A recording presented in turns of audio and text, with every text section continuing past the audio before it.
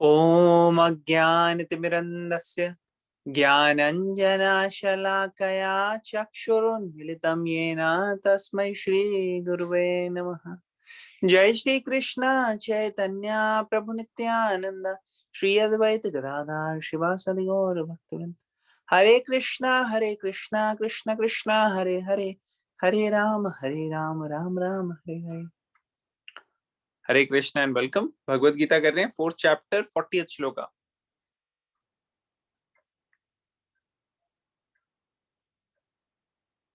अज्ञानश्च श्रद्धधानश्च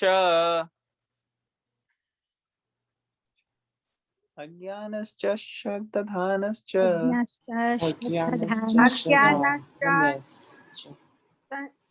दानश्च नहीं समझ आई। संशय विनश्यति।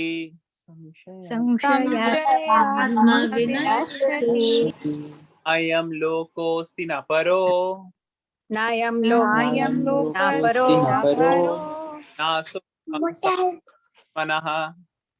न सुखं संशयात्मनः। ओके, कौन पढ़ेगा ट्रांसलेशन?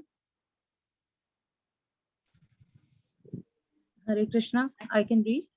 हाँ पढ़िए। Translation. But ignorant and faithless persons who doubt the revealed scriptures do not attain God consciousness. They fall down. For the doubting soul, there is happiness neither in this world nor in the next. Shall I continue with the purport? Okay Hari बोल। तो हाँ, हमने ये last time किया था। हम quickly पर्पट पढ़ लेते हैं और उसके बाद हम आगे चलेंगे। आप प्लीज रीड कीजिए। Purport. Out of many standard and authoritative revealed scriptures, the Bhagavad Gita is the best.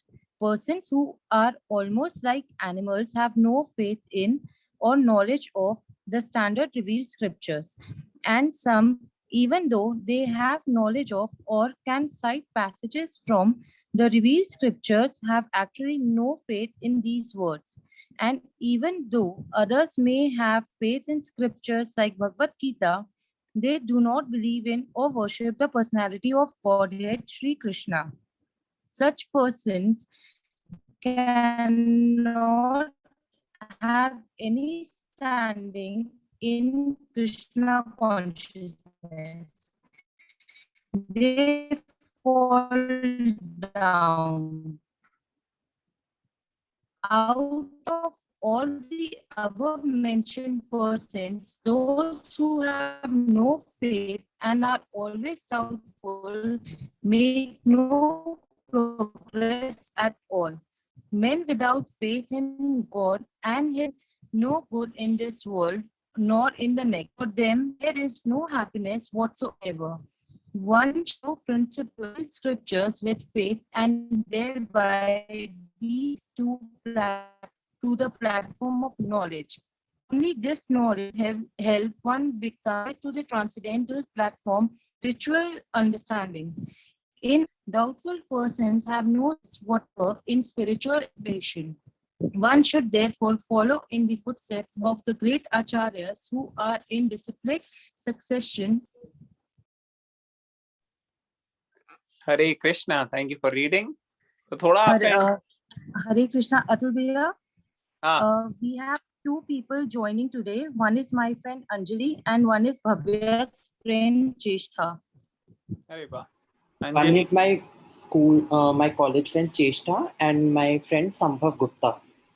Okay, Sambhav and Cheshta And And Anjali. And Anjali. Okay, very nice. Hello, hi, thank you for joining. Hello, hi. हम भगवत गीता पढ़ रहे हैं पिछले कुछ महीनों से और अभी हम 4th चैप्टर में आ गए हैं। तो नेचुरली क्योंकि आप लोग अभी स्टार्ट कर रहे हो तो बीच में कई कनेक्शन आने में थोड़ा टाइम हो सकता है लगे, लेकिन आप जैसे जैसे पढ़ते रहोगे क्वेश्चन आएंगे। फील फ्री टू आस्क, कोई भी question, most welcome. Asking question is the sign of intelligence, है कि नहीं? जो इंटेलिजेंट लोग होते हैं वही क्वेश्चन पूछ सकते हैं। तो इसलिए सब कोई क्वेश्चन पूछ सकते हैं, लेकिन अभी हम उन्हीं चीजों को हाईलाइट करेंगे जो हमने पहले हाईलाइट नहीं करी, पहले डिस्कस नहीं करी हमने। ठीक है, तो इन ब्रीफ यहाँ पे क्या बताया गया है, 4th चैप्टर में कृष्णा अर्जुन के सवालों के आंसर जवाब दे रहे हैं। अर्जुन ने पहले चैप्टर में कई सारे सवाल पूछे थे जिनको दूसरे चैप्टर में कृष्णा ने आंसर करना शुरू किया। फिर 3rd चैप्टर में फिर उसने और क्वेश्चंस पूछे जिनके बारे में कृष्णा बता रहे थे। 2nd चैप्टर में कृष्णा ने पूरा भगवत गीता का जो नॉलेज था उसको समराइज किया और सांख्य योगा से लेके धीरे धीरे आगे तक गए और बहुत शॉर्ट में था, उसको इलेबोरेट करेंगे वो अगले चैप्टर्स में। 3rd चैप्टर में अर्जुन कंफ्यूज था कि अगर मुझे निष्काम भावना से कर्म करना है और उससे मुझे शांति मिलेगी, और शांति की बात करते करते युद्ध क्यों आ गया भाई। तो कृष्णा उसी को समझा रहे थे और यहाँ पे 4th चैप्टर के शुरू में कृष्ण बता रहे हैं कि ये ज्ञान जो है उन्होंने कई लोगों को दिया, पहले भी सूर्यदेव को दिया है और अभी अर्जुन को दे रहे हैं। तो ये नॉलेज जो है इसकी कितनी वैल्यू है, कितनी हेल्पफुल है। ये बड़े बड़े राजा महाराजा इस नॉलेज के बेसिस पे अपने राज्य करते थे और इस वजह से वो अच्छा राज्य करते थे, उनके लोग जो थे वो काफी खुश सेटिस्फाइड होते थे। तो ये सब चीजें राज ऋषि के बारे में बताया और कृष्ण ने बताया कैसे ये ज्ञान जो है उसका जान के आप इस साइकिल से बाहर, कंफ्यूजन से बाहर। तो यहाँ ज्ञान ट्रांसेंडेंटल नॉलेज, दिव्य ज्ञान की के ऊपर एम्फेसिस दिया और ये बताया जाए तो ज्ञान को करने का क्या तरीका है। इसके लिए क्या तरीका है, आपको सीखना पड़ेगा उन लोगों से जिनको पहले से आता है। जैसे कोई भी साइंस अगर आपको समझनी है तो आपको मेडिकल साइंस हो गई, इंजीनियरिंग साइंस हो गई, तो आपको वहां जाना पड़ेगा ऐसे लोगों के पास जिनको ऑलरेडी वो साइंस आती है और उनसे सीखनी पड़ेगी। तो ने बताया तद प्रणिपाते कृष्णेन सेव्या।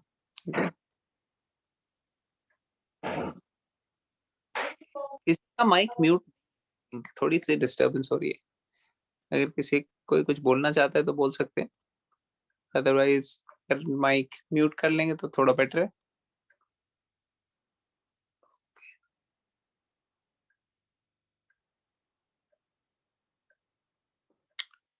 ओके, तो कृष्णा उसके बाद से नॉलेज के बारे में बता रहे हैं और कैसे दोनों चीजें एक साथ चलनी चाहिए, नॉलेज और रीजनेबल फेथ।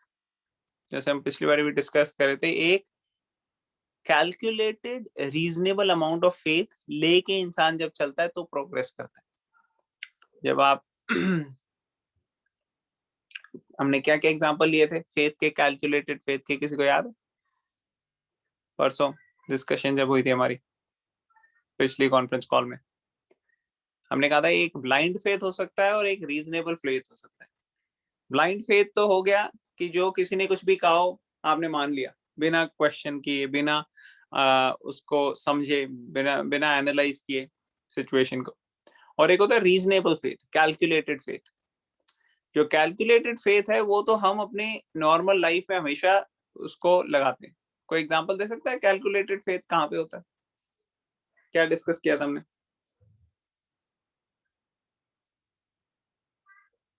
किसी को याद है?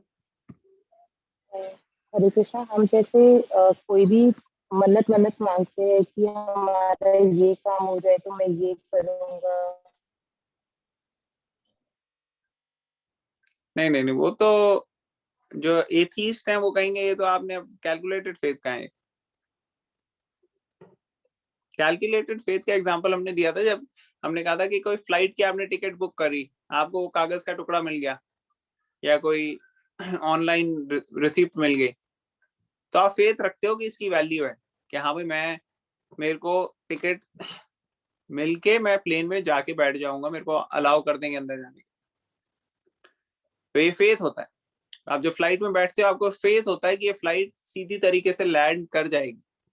100% गारंटी नहीं है लेकिन फिर भी फेथ होता है। आप कुछ ऑनलाइन ऑर्डर करते हो तो वो पैसे तो ले लेते हैं आपसे, फिर आपको फेथ होता है कि हाँ भी वो पहुंचा ही देंगे हमारे, है कि नहीं? तो ये कैलकुलेटेड फेथ की एग्जांपल्स है कि रीजनेबल अमाउंट ऑफ फेथ अगर हम नहीं रखेंगे तो हमारी वो चल ही नहीं सकती सिचुएशन, है कि नहीं? पैरानॉइड हो जाएगा इंसान, सस्पिशियस होता रहेगा हर वक्त कि कोई कुछ कर रहा है हमारे अगेंस्ट। याद आ रहा है किसी को?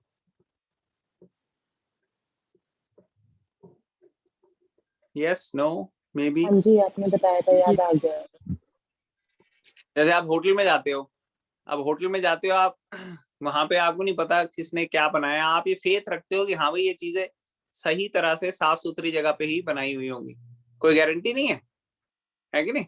वो कहीं किसी भी तरह गंदी चीजें लाके वो डाल सकते हैं, सड़े टमाटर, सड़े हुए आलू डाल सकते हो, है कि नहीं?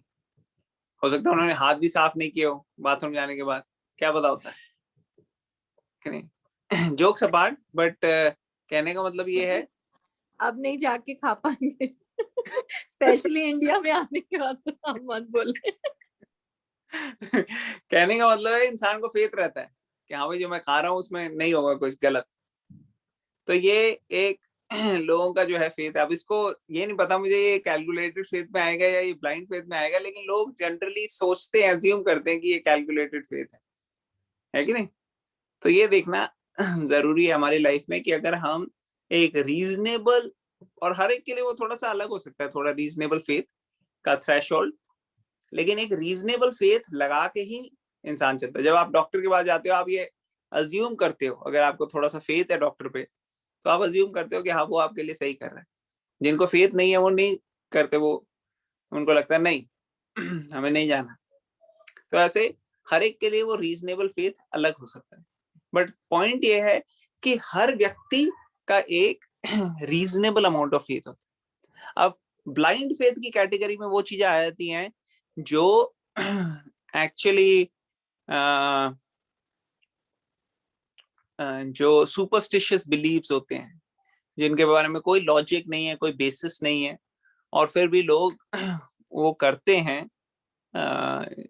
तो वो आप कह सकते हो कि वो सुपरस्टिशियस या ब्लाइंड फेथ की कैटेगरी में आ सकते हैं। तो भगवत गीता क्या टीच करती है? भगवत गीता टीच करती है हमें इंटेलिजेंस लेवल अपना इंक्रीज करना, जिससे कि हम असेस कर सकें क्या चीज सही में ब्लाइंड फेथ है और क्या कैलकुलेटेड फेथ है, और कैलकुलेटेड फेथ है उसको एक्सेप्ट करें और अपनी लाइफ में अप्लाई करें और उससे बेनिफिट मिले हमें। तो ये इंपॉर्टेंट है। Does it make sense?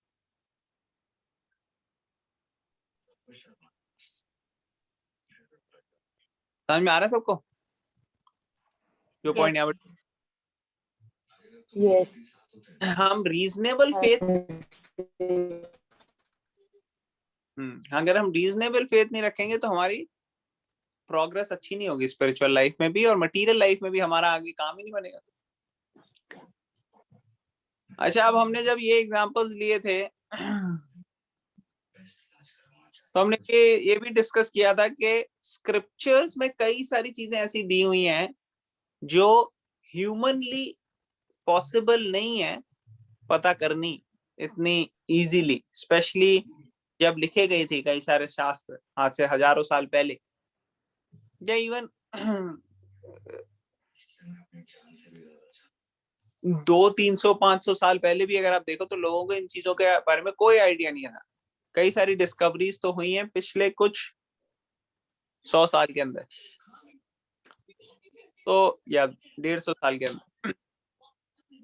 तो कैसे इन स्क्रिप्चर्स में इतनी सारी चीजें आ गई जो साइंटिस्ट को बाद में पता लगी। तो हमने कुछ कुछ ऐसी चीजें डिस्कस करी थी कि जो स्क्रिप्चर्स में दी हुई हैं, और वो अभी तक लोग हैरान है कि कैसे स्क्रिप्चर्स में आ गई है। तो कई 5000 साल पहले लिखी हुई स्क्रिप्चर्स है, या 3-4 हजार साल पहले लिखी हुई है जो ग्रंथ है, तो उनमें कैसे ये सब फैक्ट्स आ गए?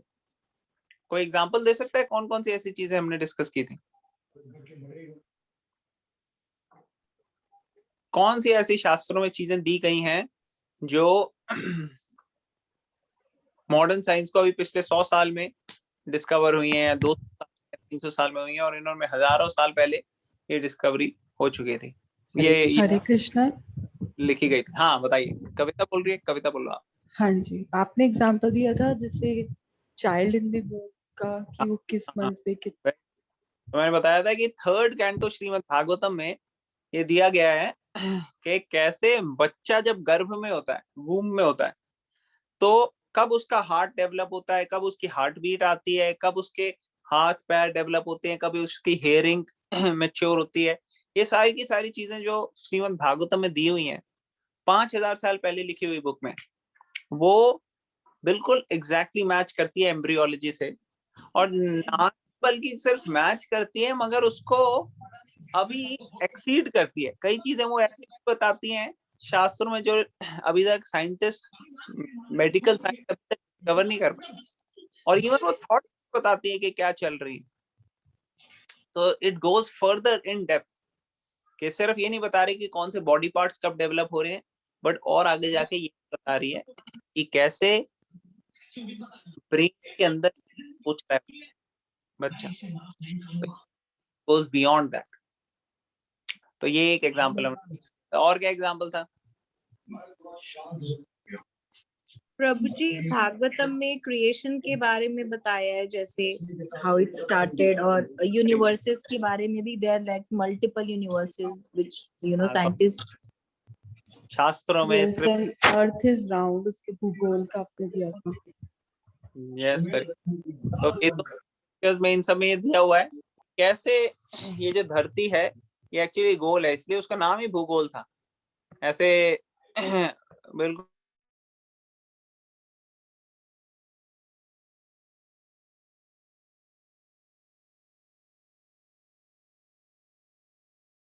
हरे कृष्णा, आपका माइक म्यूट हो गया है।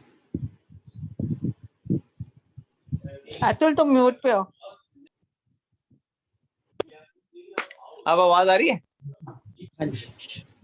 हाँ, तो मैं कह रहा था कि भूगोल में ये डाउट नहीं है कि ये गोल है अर्थ या नहीं है। क्लियर था कि अर्थ गोल है। और इवन रिलेटिव मोशन के बारे में भी दिया गया।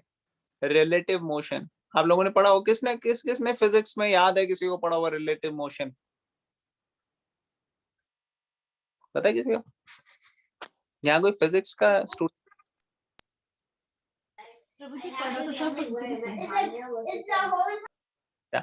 तो ये सब थ्योरी और जो रिलेटिव मोशन वगैरह होता है ये सब चीजें दी हुई हैं। और भी बड़ी सारी चीजें दी हुई हैं, जैसे अलग वे ऑफ यूजिंग मैथमेटिक्स और फिजिक्स की अलग चीजें दी हुई हैं। केमिस्ट्री में आप अगर पहले के देखोगे जो अलग अलग तरह के आर्किटेक्चर बने हुए हैं, या जो आयरन बना हुआ है पहले का, वो रस्ट नहीं होता। आज जो आयरन बनता है वो रस्ट हो जाता है। तो ये सारी चीजें जो है, पहले मेटलर्जी बड़ी एडवांस थी, उनको केमिकल से बनाना आता था कई सारी चीजें। तो ये सारा शास्त्रों में चीजें दी हुई हैं। और अगर आप देखोगे कि एक्लिप्सिस कैसे होते हैं, कैसे मींस कैलकुलेट कर सकते हैं वो कब होने वाला है एक्लिप्स, कैसे कैलकुलेट? आप और मैं तो नहीं कैलकुलेट कर सकते, लेकिन जिनको नॉलेज है इसकी पूरी वैदिक टेक्स्ट की, वो बता सकते हैं कब होने वाला है एक्लिप्स, और वो मैच करता है जो मॉडर्न साइंस को आता है। तो एक्चुअली ऐसे कई सारी चीजें हैं। तो वैदिक वे में इनफैक्ट एक टेम्पल बन रहा है, टेम्पल ऑफ वैदिक planetarium.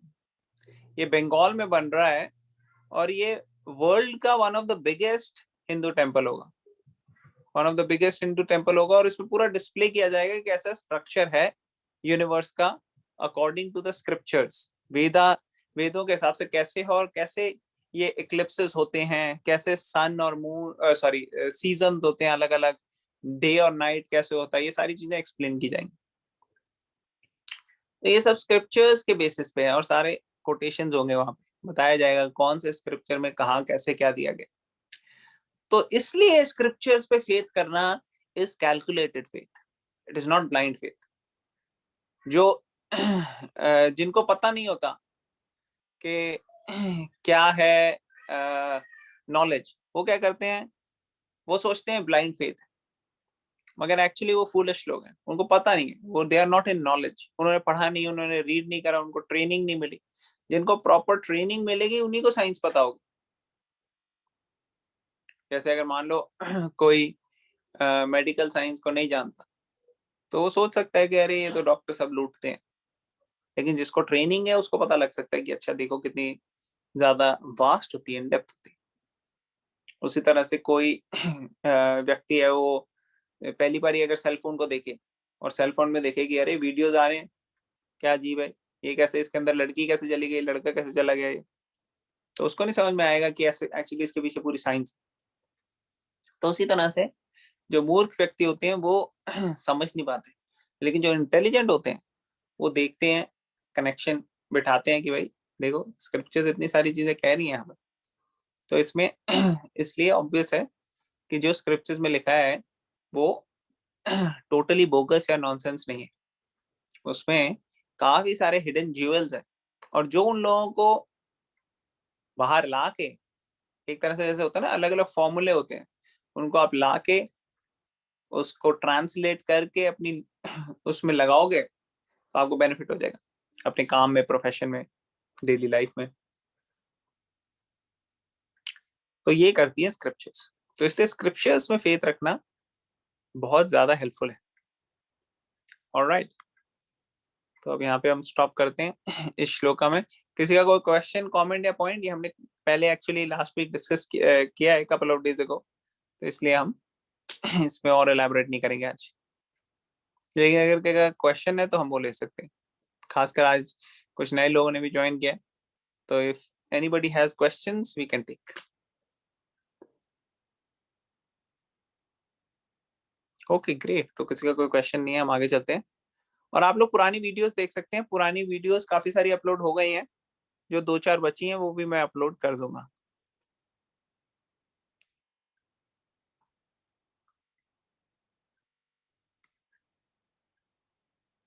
Alright, 4th chapter 41 shloka. योग संन्यस्त कर्माणम, योग संन्यस्त कर्माणम ज्ञान संचिन्न संशयम, ज्ञान संचिन्न संशयम् आत्मवन्तं न कर्माणि, आत्मवन्तं न कर्माणि निबध्नान्ति धनंजय। निबध्नन्ति धनंजय। ओके, ट्रांसलेशन कौन पढ़ेगा? Can I read? हाँ पढ़िए, भव्य आप पढ़ो। Translation. One who acts in devotional service, renouncing the fruits of his action, and whose doubts have been destroyed by transcendental knowledge, is situated factually in the self. Thus, he is not bound by the reactions of work, O conqueror of riches. Okay, thank you for reading Bhavya. Okay, तो last line से शुरू करेंगे। Thus he is not bound by the reactions of work।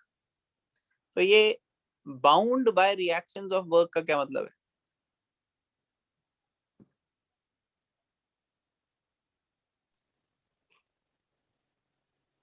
जो हम actions करते हैं उनके हमें रिएक्शंस भी मिलते हैं, मतलब जैसा हम कर्म करेंगे उस हिसाब से हमें उसके रिएक्शंस मिलते हैं कि हाँ, वेरी गुड, कर्म और वो विकर्म type. Correct. Every action has an equal and opposite reaction, है कि नहीं? न्यूटन थर्ड लॉ है, आई थिंक थर्ड लॉ है न्यूटन का। तो उसी हिसाब से सारे जो कर्म है उसके रिएक्शंस मिलते हैं, है कि नहीं? जो भी आप कर्म करोगे उसका what you sow so shall you reap, what goes around comes around, कहते हैं ना, ऐसे लोग कहते हैं, आपने सुना होगा। अमेरिकन वोकैबुलरी में भी बड़ी कॉमन वर्ड है ये कर्म। तो जो कर्म है जो आपने करा वो आपको इट रिटर्न्स बैक, और आपको लगता है। तो ये इससे क्या होता है, रिएक्शन, अगर आपने एक कर्म किया तो अब उसका रिएक्शन आपको मिलेगा ही मिलेगा, तो आप बाउंड हो गए हो, तो आप बाउंड हो गए हो कि आपको फल मिलेगा ही मिलेगा, चाहे अच्छा हो या बुरा हो। अब अगर इसको हम बाउंड हो गए हैं तो उसमें फायदा है नुकसान है? कि हमें फल मिलेगा ही मिलेगा चीज का? क्या कहते हो आप लोग? बाउंड बाय रिएक्शंस ऑफ फायदा वर्क, फायदा भी होता है, नुकसान भी होता है। फायदा भी होता है नुकसान भी होता है, राशि का कह रही है। ओके, और कौन बोलना चाहेगा? और कुछ भी नहीं होता है। अच्छा, कुछ भी नहीं होता। ओके, एक व्यक्ति कह नुकसान रहा होता है। है, दूसरा कह रहा है कोई फायदा नहीं कोई नुकसान। ओके, और नुकसान होता है। ओके, नुकसान होता है। ऑलराइट, तो यहाँ पे 3 ऑप्शन आ गए हैं आप लोग। कोई चौथा ऑप्शन देना चाहेगा? एक व्यक्ति कह रहा है नुकसान होता है, कह रहा है फायदा भी हो सकता है नुकसान भी हो सकता है, तीसरा कहता है नो, नो फायदा नो नुकसान। नुकसान होता है।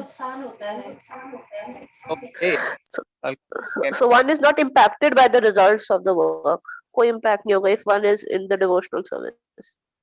ओके, तो वन इज डिवोशनल सर्विस, तो कोई इम्पैक्ट नहीं होगा। अच्छा, अभी हम डिवोशनल सर्विस को छोड़ देते हैं, उसके अलावा बताइए, डिवोशनल सर्विस पर भी हम आएंगे। बिना उसके क्या है? बेनिफिट है, नुकसान है, बेनिफिट भी नहीं है, नुकसान भी नहीं है, क्या है? कर्मों का रिजल्ट मिलता है। नुकसान होता है। ओके, तो जो लोग कह रहे हैं बेनिफिट होता है, नहीं बेनिफिट तो किसी ने नहीं बोला। किसने क्या बोला था? कविता, आपने क्या बोला था? नुकसान होता है। ओके, कविता ने भी नुकसान ही बोला। Okay, alright. सो देखो, राशिका का पॉइंट तो बिल्कुल क्लियर है कि अगर अच्छा काम किया और अच्छा रिजल्ट मिला तो उससे बेनिफिट हो सकता है, और बुरा काम किया बुरा रिजल्ट हुआ तो उससे नुकसान हो सकता है कि नहीं राशिका? ये क्लियर कट है ना? Yes. Yes, okay great. तो अब हम दूसरे लोगों के ओपिनियन लेते हैं जो कह रहे हैं कि नुकसान है। तो क्यों है नुकसान भाई? कविता बताएगी। अब कविता से थोड़ा डिस्कस करते हैं। कविता, अगर मान लो आपने कुछ कर्म किया अच्छा किसी के लिए और आपको उसका अच्छा बेनिफिट हो रहा है, इसमें नुकसान कैसे हो सकता है? आपने जो बताया था उसके आप हिसाब से कि हम हमने उसमें किसी चेन में बंधते चले जाते हैं।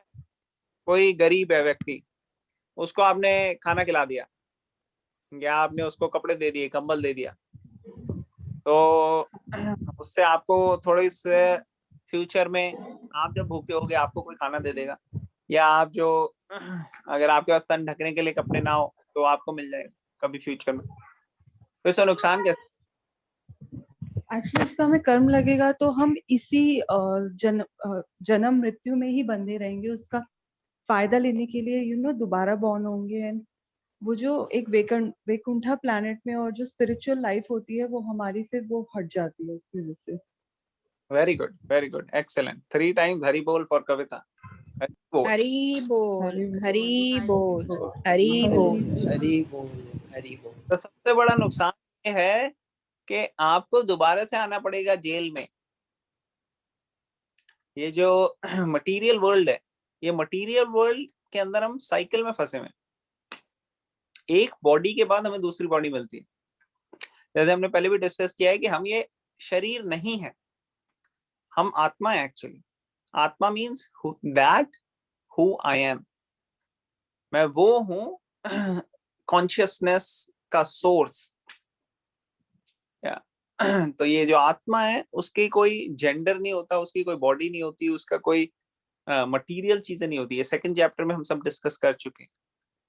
लेकिन होता क्या है कि अगर हम मटेरियल प्रोपेंसिटीज में रहेंगे और मटेरियल लेवल पे एक्ट करेंगे, अपने आप को, अपनी कॉन्शियसनेस लेवल जो है वो स्पिरिचुअल रेल्म में फिक्स नहीं करेंगे, तो हम मटेरियल चीजों का हमें खुशी भी होगी दुख भी होगा, क्योंकि मटेरियल रिएक्शंस हमें मिलेंगे। और मटेरियल रिएक्शंस जैसे एक सिक्के के साथ हेड और टेल्स दोनों आते हैं, उसी तरह से मटेरियल लाइफ मतलब के सुख के साथ दुख भी आएगा। तो इसलिए अगर हम टोटली हैप्पी और ब्लिसफुल होना चाहते हैं तो हमारे को मटेरियल कांटेक्ट मिनिमाइज करके स्पिरिचुअल कांटेक्ट मैक्सिमाइज करना पड़ेगा। और स्पिरिचुअल कांटेक्ट मैक्सिमाइज करने के लिए पूरा भगवत गीता का पूरा साइंस है, पूरा प्रोसेस है। और इसको सडनली एक दिन में 2 दिन में नहीं, इसको अपनी लाइफ के अंदर इनकॉर्पोरेट करना है। जब हम इसको अपनी लाइफ के अंदर इनकॉर्पोरेट करते हैं तो हमारी मटेरियल लाइफ भी सक्सेसफुल होती है और स्पिरिचुअल लाइफ भी सक्सेसफुल। तो इसलिए बाइंड होना, कभी भी बाउंड होना, बंध जाना, ये जनरली आप देखोगे अच्छा नहीं माना जाता। जब कहते हैं किसी को बाउंड, तो बांध दिया गया, जैसे जानवरों को पकड़ के बांध देते हैं ना, तो उनकी फ्रीडम जो है वो कम हो जाती है। बच्चे को किसी को बांध दो कहीं, बड़ा मुश्किल हो जाएगा उसके लिए। कृष्णा को बांध दिया था एक बार उनकी मदर ने, जो छोटे थे, लेकिन वो लीला थी, वो कृष्णा की इच्छा से हुआ। हम लोग जब बाउंड होते हैं तो हमारी इच्छा से नहीं होता जनरली। कई बार इनविजिबल रोप्स होती हैं जो हमें बाइंड कर लेती हैं, जैसे बैड हैबिट्स की रोप। कई ऐसी एडिक्टिव हैबिट्स लग जाती हैं लोगों को। कई बार आते हैं हमारे पास पेशेंट्स, एक व्यक्ति से मैं पूछ रहा था मैंने कहा आप कितने साल से स्मोकिंग कर रहे हैं? कहते हैं कि 50 साल हो गए स्मोकिंग करते हुए। कहते हैं 50 साल में 40 साल से तो मैं कोशिश कर रहा हूँ छोड़ने की ये स्मोकिंग, लेकिन वो छूट नहीं रही। जितना पीने में आनंद नहीं आता, उससे ज्यादा तकलीफ होती है अगर हम ना पिए तब। तो ये इनविजिबल उससे बंध गए रोप से। तो ऐसे जो रोप्स होती हैं वो बाइंड कर लेती हैं। उसी तरह से जो कर्मा है वो भी हमें बाइंड कर लेते हैं। तो यहाँ पे फिर से पढ़ेंगे अब हम ट्रांसलेशन क्या बताया गया। One who acts in devotional service renouncing the fruits of his actions and whose doubts have been destroyed by transcendental knowledge is situated factually in self, thus he is not bound by the reactions of work, O conqueror of riches. तो कौन सा ऐसा व्यक्ति है जो bind नहीं हो पाता, वो व्यक्ति जो भगवान से प्यार करता है। डिवोशनल सर्विस का मतलब है भगवान से प्यार करना। जैसे आप अपने माता पिता से प्यार करते होगे, या फिर अपने बच्चों से प्यार करते होगे, या फिर आप किसी और रिलेटिव से प्यार करते हो, तो उसी तरह से जब हमारा वो प्यार भगवान से होता है तो वो प्योर लेवल पे होता है। अभी हम अगर ऑनेस्टली देखें तो हम लोग प्यार करते नहीं है, चाहे हम जो मर्जी कहें। जितनी आप अपने बाकी लोगों के साथ टाइम स्पेंड करते हो, उतना भगवान के साथ टाइम नहीं स्पेंड करते होगे। आपको पता भी नहीं होगा शायद कई लोगों को कि कैसे भगवान के साथ टाइम स्पेंड कर सकते हैं हम, ऐसी नॉलेज नहीं होगी। लेकिन जब वो पता लग जाता है, भगवत गीता से वो हमें आ जाता है आइडिया, तो उसमें जब हम एक्ट करते हैं उसको कहते हैं डिवोशनल सर्विस, उसको कहते हैं प्रेममयी सेवा।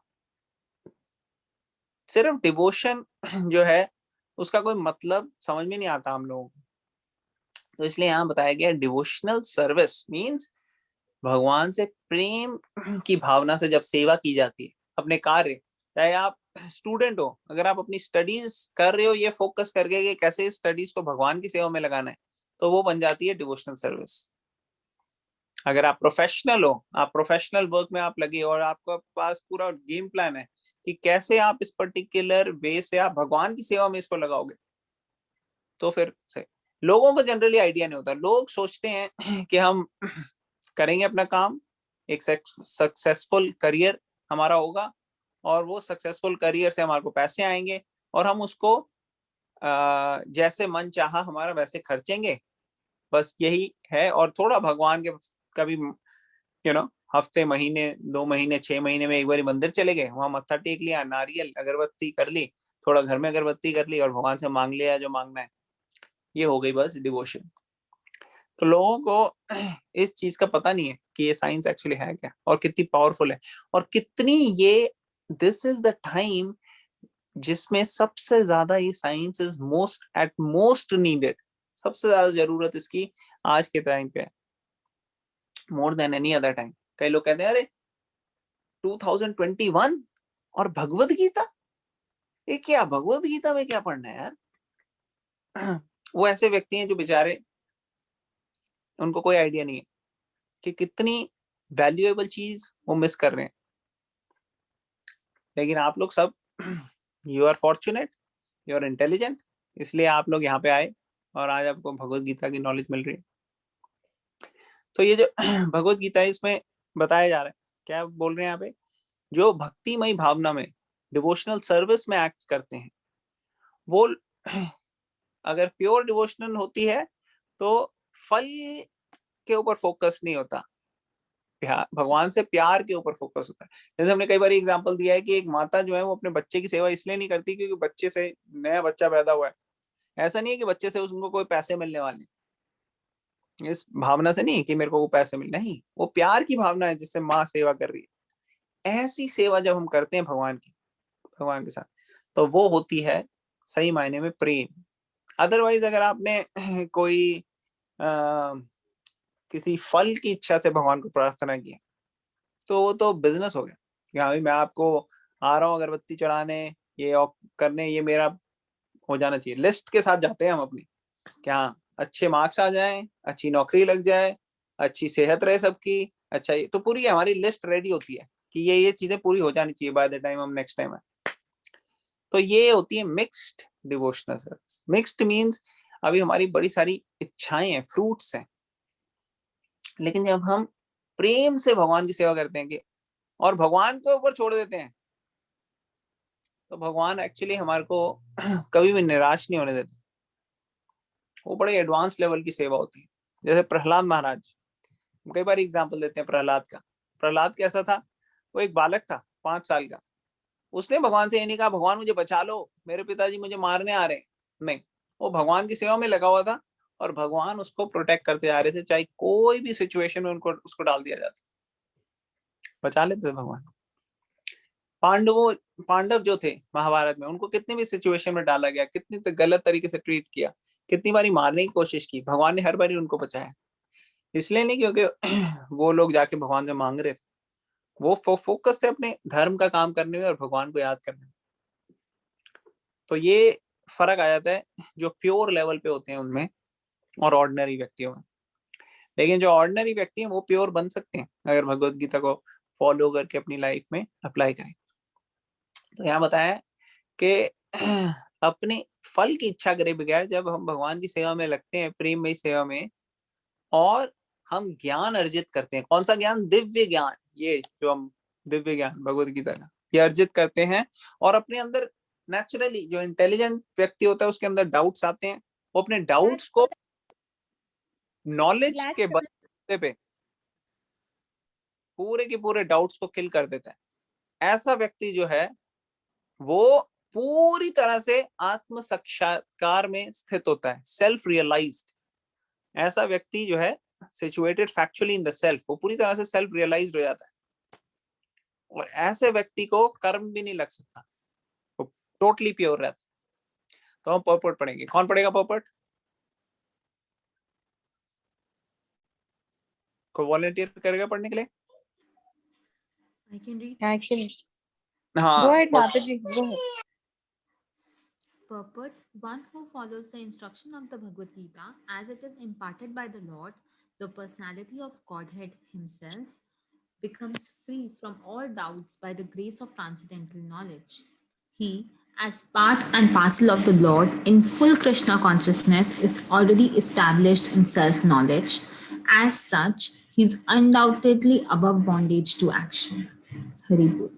हरे कृष्ण। तो जो हमने डिस्कस किया वही हमें बताया कि वो व्यक्ति जो है वो किसी भी बंधन से बंध नहीं सकता, क्योंकि अब वो पूरी तरह से मुक्त है, मुक्त पुरुष। उसके सारे डाउट्स चले गए ना, दिव्य ज्ञान में स्थित है वो। अब वो उसी ज्ञान के माध्यम में एक्ट कर रहा है, उसी तरीके से एक्ट कर रहा है। ओके, लास्ट श्लोक है ना इस चैप्टर का, तो ये खत्म कर लेते हैं हम। I think we'll do quickly. Is that okay? Yes. Okay, we'll do quick. तस्मादज्ञान संभूतम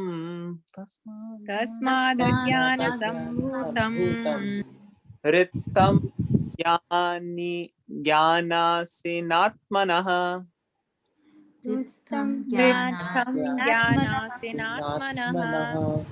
चित्वैनं संशयं योगम् चित्वैनं संशयं योगम् अतिष्ठोत्तिष्ठ भारत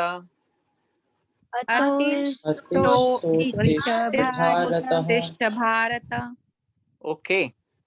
तो आज कौन कौन किन किन ने नया ज्वाइन किया है आज?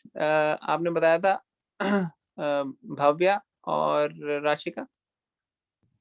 Santosh, Cheshta and Sambhav Gupta. They both Sambhav, are my classmates. संभव, चेष्टा और अंजलि। तो आप में से कोई पढ़ना चाहेगा ये ट्रांसलेशन? हरे कृष्णा। मैं पढ़ लूं? हाँ प्लीज Sure, पढ़िए I आप। will. संभव पहले एक ट्रांसलेट है, फिर पर्पट कोई और पढ़। Therefore, the doubts which have arisen in your heart out of ignorance should be slashed by the weapon of knowledge. Armed with yoga, O Bharata, stand and fight. Okay, thank you.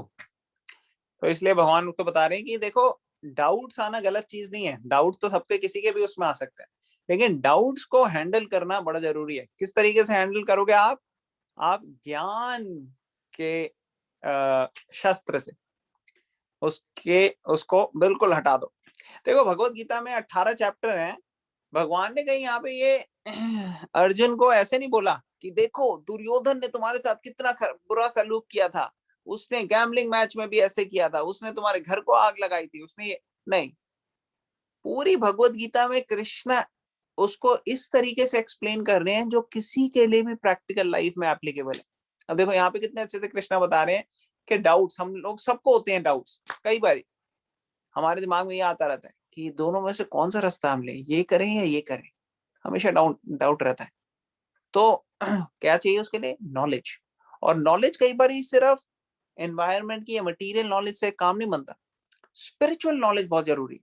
तो कृष्णा ने spiritual knowledge से start किया पूरा process उसको समझाने का अर्जुन को directly, क्योंकि ये एप्लीकेबल होगा हम सबके लिए।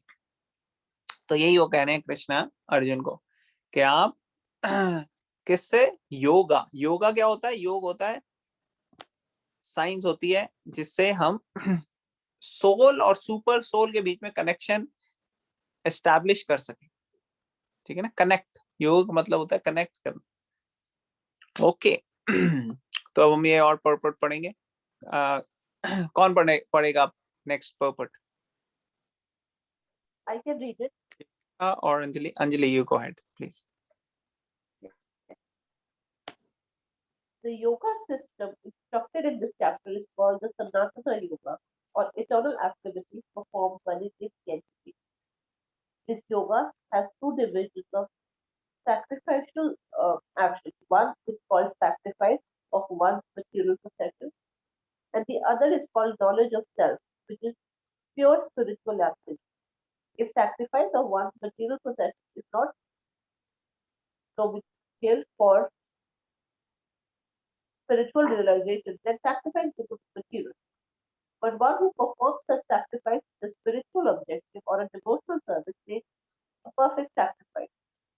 When we come to spiritual activities, we find that these are also divided into two, namely understanding of oneself or one's constitutional position and the truth regarding the Supreme Personality of Godhead. One who follows the path of Bhagavad Gita as it can very easily understand these two important divisions of spiritual knowledge. For him, there is no difficulty in obtaining perfect knowledge of the self as a part and parcel of the Lord, and such understanding is beneficial. For such a person can easily understand the transcendental activities of the Lord. In the beginning of this chapter, the transcendental activities of the Lord were discussed by the Supreme Lord Himself. One who does not understand the instructions of Gita is faithless and is to be considered to be misusing the fragmental independence awarded to him by the Lord. In spite of such instructions, one who does not understand the real nature of the Lord as eternal, blissful, all-knowing personality of Godhead is certainly fool number one. Ignorance can be removed by gradual efforts of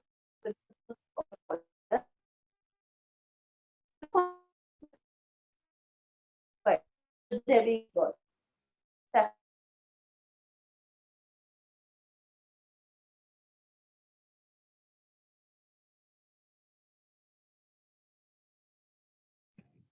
हरे कृष्णा। तो यहाँ पे stop करते हैं। हरे Oh, Krishna. these are- आवाज आ रही है आपको अंजलि? आ रही है, हरे कृष्णा। ओके। हाँ जी। आपकी आवाज थोड़ी बीच में आनी बंद हो गई थी। No Okay. प्रॉब्लम। तो यहाँ पे स्टॉप करते Where हैं एक did I second. stop? Should I read again or should I stop? आपने यहाँ तक पढ़ा ना? नहीं, ओके ग्रेट। अभी हम यहाँ पे I स्टॉप। was मैं जस्ट 1 मिनट ब्रीफली हाईलाइट कर देता हूँ, तो will just stop it. Thank you for reading. Okay. तो योगा सिस्टम यहाँ पे जो इंस्ट्रक्ट हुई है, इसको सनातन योगा या इटर्नल एक्टिविटीज बताया गया। तो योगा के कह रहे हैं कि 2 सेक्शंस हैं। एक है कि आपकी जो इस चैप्टर में अभी डिस्कस किए, एक है कि कैसे आप अपने मटेरियल पोजेशंस को सैक्रिफाइस करते हो। हमने सैक्रिफाइस का मतलब सुना था ना? सैक्रिफाइस मतलब कि जो भी हम यज्ञ करते हैं उसको सैक्रिफाइस बोला है। और यहाँ पे कई डिफरेंट लोगों के लिए अलग अलग तरीके के यज्ञ बताए गए। यज्ञ का मतलब सिर्फ ये नहीं है कि जो हम अग्नि के माध्यम से यज्ञ करें। यज्ञ का अर्थ ये है सैक्रिफाइस। कई कार्यों को हम कर सकते हैं और अगर उनको हम वेदों के अनुकूल करते हैं तो वो यज्ञ बन जाता है। जैसे एग्जाम्पल यहाँ पे दिया था ना कि शास्त्र को पढ़ना, ब्रह्मचारी जो है वो बैठ के शास्त्र को पढ़ते हैं, या फिर जो स्टूडेंट्स हैं वो शास्त्रों को पढ़ते हैं। ऐसे व्यक्ति जो हैं वो हियरिंग प्रोसेस को, जो हियरिंग प्रोसेस है उसको इस्तेमाल कर रहे हैं, ज्ञान को इस्तेमाल कर रहे हैं हियरिंग प्रोसेस से और अर्जित कर रहे हैं। तो ये भी एक यज्ञ है अपने। ऐसे कई कई तरीके के यज्ञ हमने डिस्कस किए थे इस चैप्टर। तो या तो वो मटेरियल पोजेशंस को देने का हो सकता है उसमें, और या फिर ज्ञान अर्जित करना। तो ऐसे अलग तरीके के हमने डिस्कस किए थे। अगर यज्ञ जो है वो मटेरियल पोजेशन का हो और स्पिरिचुअल रियलाइजेशन में ना आए तो ये यज्ञ मटेरियल हो जाता है। इससे हमें आध्यात्मिक या स्पिरिचुअल बेनिफिट नहीं मिलेगा। जैसे हमने डिस्कस किया था कि कैसे कुछ लोग डेमी गॉड्स की सेवा करते हैं और उनको ऑफरिंग देते हैं, ठीक है ना? और वो इच्छा क्या होती है? स्पिरिचुअल नहीं होती, मटेरियल हो जाती है। लेकिन अगर कोई स्पिरिचुअल ऑब्जेक्टिव से करता है, one who performs such sacrifice spiritual objective, या भक्ति भावना से करता है, ऐसा जो यज्ञ है वो परफेक्ट है। और स्पिरिचुअलिटी में भी यहाँ पे 2 एस्पेक्ट बताए हैं समझने के। एक तो सेल्फ को समझना और एक भगवान को समझना, ठीक है? पहले तो 2 एस्पेक्ट हो गए, एक हो गया मटीरियल और एक हो गया स्पिरिचुअल। स्पिरिचुअल में भी 2 हो गए, एक हो गया अपने आप को समझना, एक भगवान को समझना। और जो भगवत गीता को अच्छे से पढ़ के फॉलो करता है, one who follows the path of Bhagavad Gita as it is can very easily understand these 2 important divisions of spiritual knowledge. उसको ये सारी चीजें बिल्कुल अच्छे से समझ में आ जाती और इससे उसको दिक्कत नहीं होती दिव्य ज्ञान अर्जित करने में और ये समझने में कि भगवान और जीव में क्या कनेक्शन, कैसे जो जीव है, जो इंसान है, जो हम लोग हैं, वो कैसे हम लोग भगवान के अंश हैं। ममे युवांशो जीव लोके जीव भूता सनातना, भगवान आगे बताएंगे कि कैसे मेरे ही eternal fragmented part and parcel हैं जो जीव हैं। ये सब चीजें क्लियर हो जाएंगी उस व्यक्ति को जो भगवत गीता को अच्छे से समझता है और सीखता है और फॉलो करता है। तो ये अंडरस्टैंडिंग बहुत बेनिफिशियल है और इससे हमें अपने बारे में पता लगेगा, भगवान के बारे में पता लगेगा, भगवान से कनेक्शन पता लगेगा, भगवान की ट्रांसेंडेंटल एक्टिविटीज के बारे में पता लगेगा जो हमने पढ़ा था 4th chapter, I think 9th श्लोक था ना, जिसमें था जन्म कर्म च मे दिव्यम, जिसमें भगवान ये कह रहे थे कि कैसे भगवान की एक्टिविटीज और दिव्य के बाद ट्रांसेंडेंटल एक्टिविटीज और भगवान के ट्रांसेंडेंटल बर्थ के बारे में जब पता लगता है किसी को, तो ऐसा व्यक्ति जब इस नॉलेज को अच्छे से समझ लेता है तो उसको फिर दोबारा जन्म लेने की जरूरत नहीं। और जो ये नहीं समझ पाते, जिनको इस चीज की अंडरस्टैंडिंग नहीं आती, वो फेथलेस रह जाते हैं, उनको विश्वास भी नहीं होता, बेसिक कॉन्सेप्ट्स जो हैं वो उसको भी मिस कर जाते हैं। और उससे क्या होता है, उससे वो अपनी जो आजादी दी गई है उसको गलत तरीके से यूज करते हैं और भगवान से दूर चले जाते हैं या पाप करने लग जाते हैं। और अगर पाप करेंगे तो फिर नेचुरली क्या होगा, जो आपने हमने कहा ना, कर्मा का प्रिंसिपल लगेगा, जो करा वो भरा, वो भरना पड़ेगा आपको। अगर आपने कुछ किया किसी को एक्सप्लॉइट करने के लिए, बुरा करने के लिए, पेन पहुंचाने के लिए, तो वो आपके पास या तो आने वाले दिनों में आएगा, या महीनों में, या सालों में, या नेक्स्ट जन्म में आएगा, कभी ना कभी आएगा। तो ये मिस यूजिंग ऑफ इंडिपेंडेंस की वजह से। तो मैं एक्चुअली पूरा पढ़ देता हूँ ये फटाफट, just for time constraints. One who does not understand the instructions of the Gita is faithless and is to be considered misusing fragmental independence awarded by him by the Lord. In spite of such instructions, one who does not understand real nature of the Lord as eternal, blissful, all-knowing personality of Godhead is certainly fool number one. और जो व्यक्ति ये नहीं समझ पाता कि भगवान जो है वो इटर्नल है, ऐसा नहीं कि कृष्णा की मृत्यु हो गई या भगवान कभी मरते हैं, इटर्नल है, वो हमेशा से थे, हमेशा है, ब्लिसफुल, हमेशा ब्लिसफुल होते हैं, और ऑल नोइंग, पूरी नॉलेज है। तो ये जो है भगवान की पोजीशन है, और एक्चुअली जीव की पोजीशन भी ऐसी है, हमने डिस्कस किया था ना, जीव जो है वो भी इटर्नल होता है, वो उसकी भी नेचर ऐसी है कि हमेशा खुश रहना है, और जीव के अंदर भी पूरी नॉलेज होती है कि कैसे भगवान के साथ कनेक्ट करना है, लेकिन वो छुपी हुई होती है, वो ढकी हुई होती है।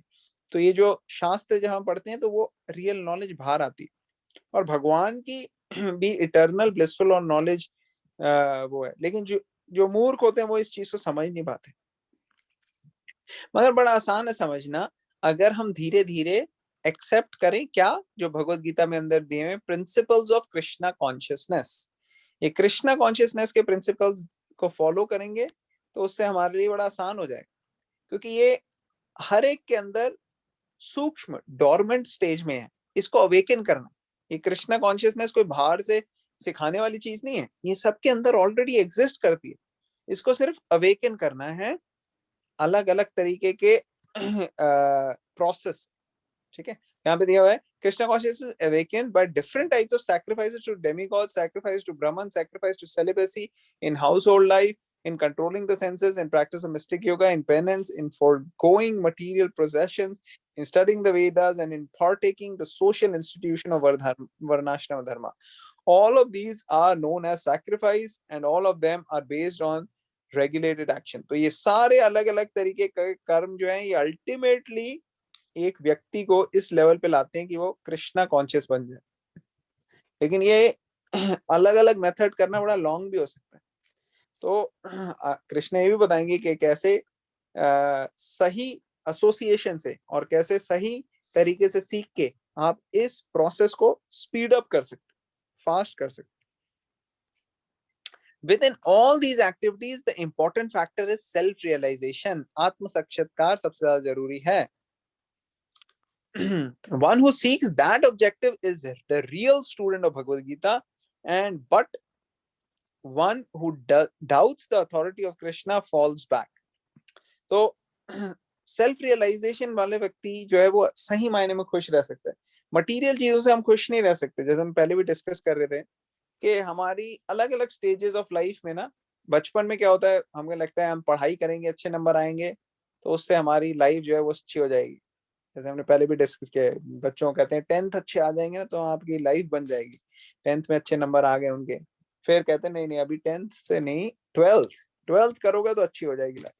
बच्चे 12th में रगड़ते हैं, खूब मेहनत बाजी करते हैं, एग्जाम क्लियर करने की कोशिश, फिर 12th भी हो गई, नहीं अभी तो पहले अच्छे कॉलेज में तो लो यार, कॉलेज में चलो ठीक है, कॉलेज के लिए करा उन्होंने, किसी तरह मेहनत करके अप्लाई किया या कॉम्पिटिटिव एग्जाम्स में गए, तो कहते हैं अभी कॉलेज से कुछ नहीं होगा, अभी तो तुम्हारे को पूरी ग्रेजुएशन खत्म करनी है, फिर आगे पोस्ट ग्रेजुएशन और स्पेशलिटी, या फिर जॉब मार्केट में आपको ढूंढना है या अपना स्टार्टअप करना है।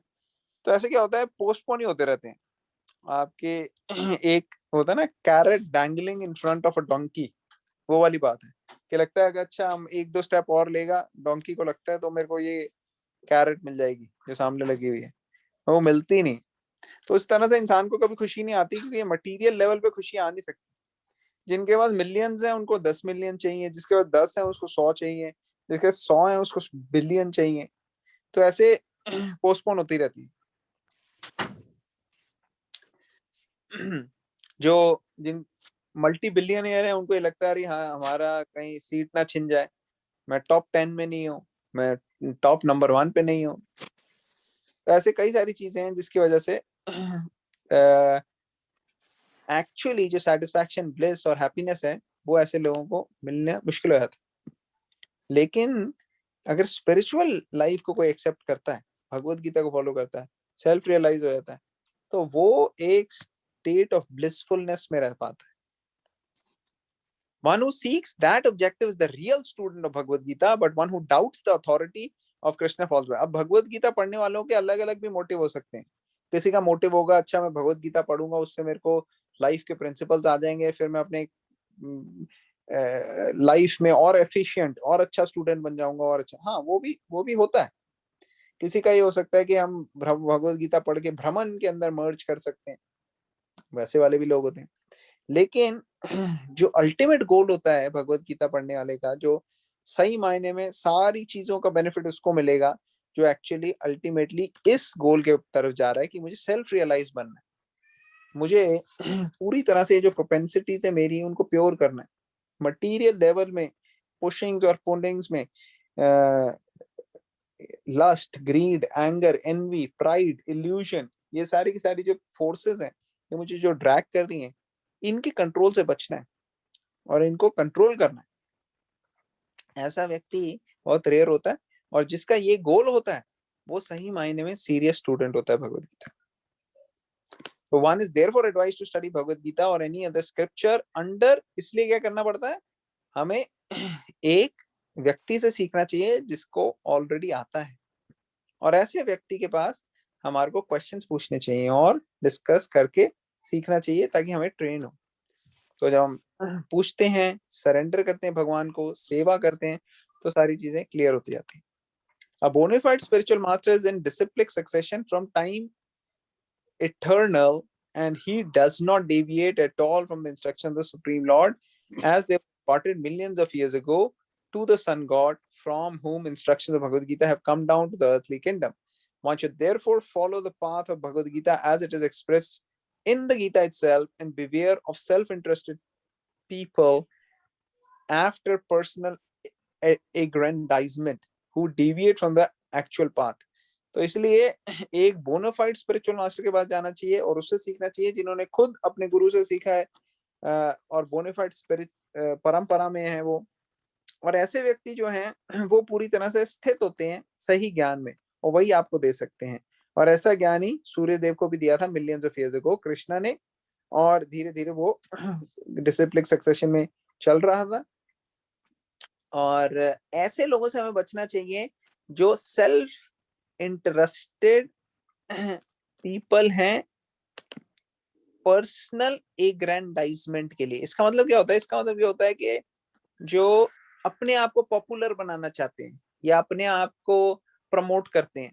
आप देखो कई कई स्पिरिचुअल इंस्टीट्यूशंस होते हैं, वहां पे जो लीडर होता है ना वही मेन होता है।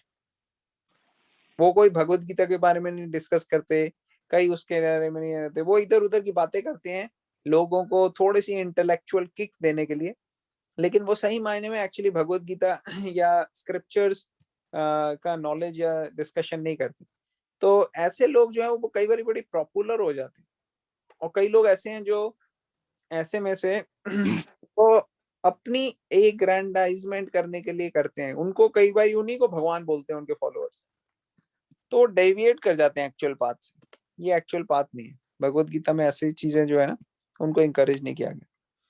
The Lord is definitely the supreme person and his activities are transcendental. One who understands this is a liberated person from the very beginning of the study of the Bhagavad Gita. तो अगर कोई समझ ले कि भगवान के जो कर्म हैं वो दिव्य हैं, उनसे कोई वो मटेरियल नहीं है उनका, कोई ऐसे नहीं कि भगवान को कर्म लग जाएगा, ऐसे नहीं होता।